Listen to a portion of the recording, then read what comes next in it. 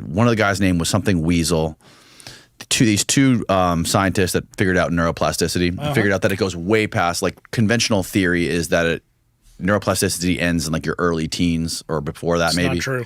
But it goes ends when way you're dead. past that, right? Yeah, and the number one thing, the point that I try to bring to Huberman, to his credit, he did bring up the other doc you're talking about. I think it's Merzinovich, which was one of his mentors. And this guy died, but he's really big into why we got cochlear implants. And also his original research that clued us into this was on the median nerve. And I told you, Dr. Klein, he's the world expert in peripheral neurosurgery in the world. He's now like 90 years old, probably close to death if he's not dead already.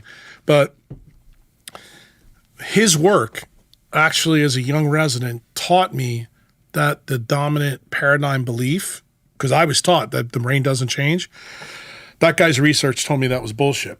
The single most important thing I try to bring to Huberman is that there's no more plastic part of the neurologic system than melanin. Melanin is neuroplastic to light like that, bro. And everybody should get that. You remember, you heard in the same podcast when Rick said, yeah, I leave Costa Rica and I go to Malibu and I lose my tan. Right. And then I talked the reverse of that. Remember the black lady? And why is that? With vitiligo. Yes. Right? We switched that around. The reason I did those things, because I realized that there's things that are in us that are way more plastic than not. And it turns out the things that are the most plastic are the things that get us better. And that was the tie-in for me with Becker.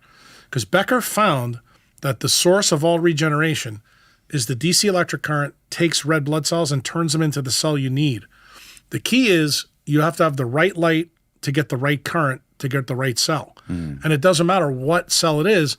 And I've already told you the interesting thing, we do this with red blood cells and bone.